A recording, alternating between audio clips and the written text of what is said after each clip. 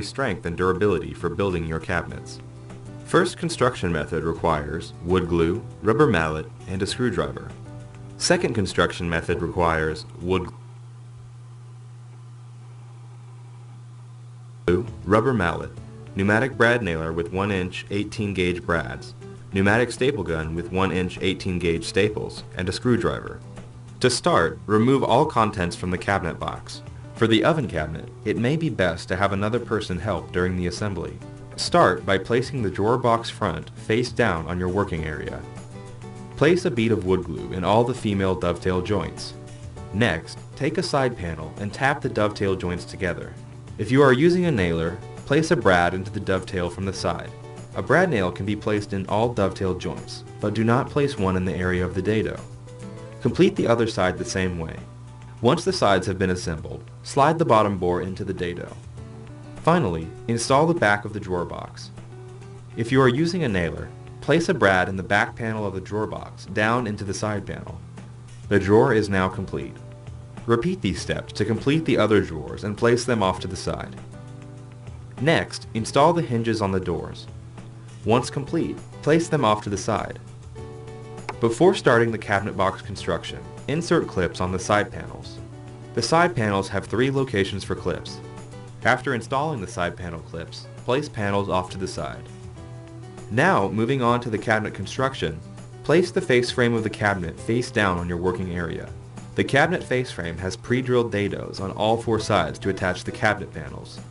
Now, locate your clips and using the silver flush mount screws, attach them to the face frame in the designated areas. Then, place a bead of wood glue in the 4 grooves of the face frame. Next, place a side panel with stained or painted side out. Ensure the side panel is flush with the bottom of the face frame and that the dados align. Now, use the clips that you pre-installed to attach the side panel to the face frame. If you are using a pneumatic staple gun to fasten the 2 pieces together, place a staple every 4 to 5 inches. Continue on and complete the other side the same way.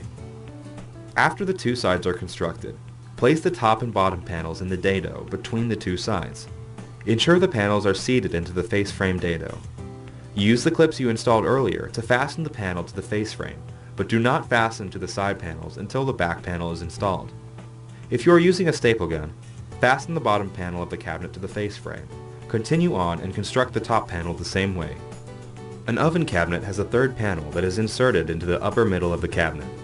Install that panel as you completed the top and bottom panels, but only fasten the clip located on the face frame. To install the toe kick, mount the clips onto it. Then, fasten it to the sides with the clips. If you are using a brad nailer, install the toe kick from the front by inserting brads. The last step in completing the cabinet box is to install the back panel. First, install glide supports on the back panel. Place the back panel dado side up and install the glide supports. There will be pilot holes for the supports. To install the back panel, place it dado side down and insert it into the side panels. Once the panels are aligned, use the pre-installed clips to fasten them together. Locate the pilot holes on the back panel and use the black screws provided to mount the panel. If you are using a nailer, fasten the sides to the back panel by inserting brads into the side. With the cabinet on its back, install the doors. Extend the hinges to an open position and use the silver rounded screw to fasten the door to the face frame using the pilot holes. If the door is not square, use the adjustment screws to correct. Next, you will install the soft close mechanism by placing it onto the top hinge attached to the face frame. Make a full turn on the screw on the soft closed for completion. In the same location of the soft close, take the screw out of the hinge and reinstall the screw with riser attached. Now, stand the cabinet up to install the glides and drawers. Starting with the bottom drawer, take the glides and place them through the face frame and slide them into the back support. Flush the glide up with the front of the face frame and use one of the silver flush mount screws to fasten it. Now, extend the glides to install the drawer box.